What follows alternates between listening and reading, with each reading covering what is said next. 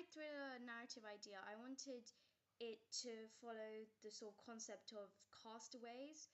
So um, the idea of having just a few passengers, like 10 passengers, like just families and friends and a couple. And I wanted them to be like on a private boat. And so they're like sailing to an unknown island. And then all of a sudden, this kind of freak event occurs. And it's like just like a tornado, a mini tornado, or a mini tsunami or earthquake. And I wanted the boat to kind of shake at first, like rattle, and all of a sudden it kind of collapses and all the passengers drift away.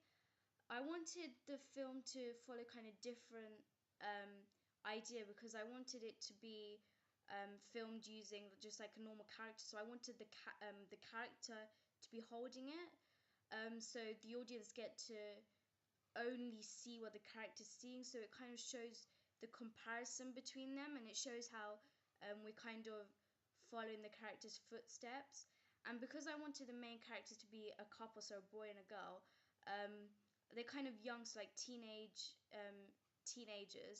And this I wanted to be like the target audience, so they can kind of relate to the characters.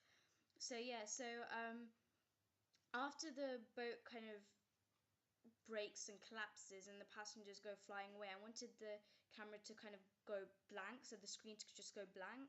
And in this moment, like the titles of the film would just quickly be shown.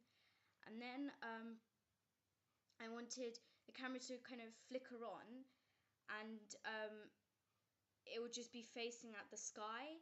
And then we just kind of see someone picking the camera up, and we see it's the boy and the girl, the couple. And they're kind of throughout the film they're kind of the main characters, and they follow clues and mysteries to try and find a way out of the island. And they don't realize this at first, but all the passengers who were originally on the boat were all surrounded on the same island.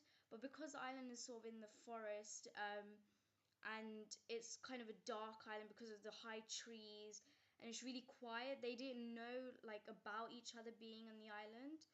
um yeah, and so whilst the boy and the girl are looking around for clues, they come across a little like tape recorder or radio, and it's really rusty. And then they press play and they hear a man saying like, I have them, if you don't get them they're gonna die, they're already close to death anyway, and just like being really mysterious. And then the couple are kind of really bemused and confused about this all, and so they keep replaying the clip.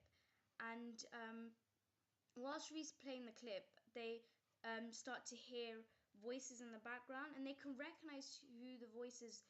They can recognize the voices, but they don't know who it came from. And so they don't realize this, but this is a live broadcast, so it's broadcast around the whole world. And so they're kind of the whole aim of the film, like is just them kind of finding the person who's captured people. And they kind of gradually, as the film progresses, they start to kind of rescue or like find the other survivors.